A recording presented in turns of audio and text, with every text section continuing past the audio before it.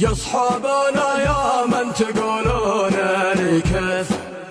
الشر قادم والفرج في عاطفة،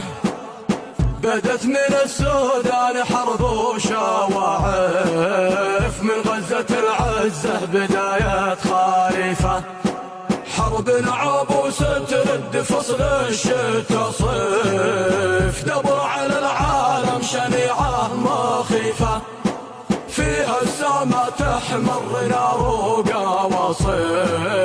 والبحر يقطر دم ينزف نازفة،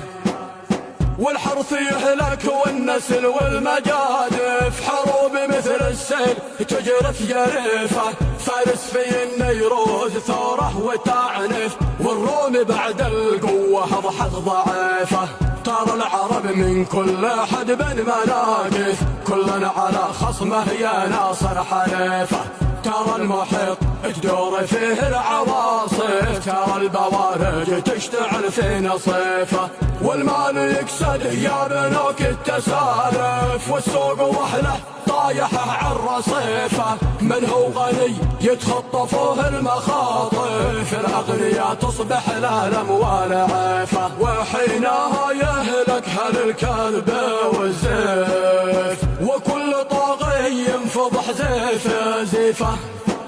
كل القوى تصبح تحت ضربات السيف، الله يهلك كل ظالم بسيفه، عناقة الأقران تصبح سوالف،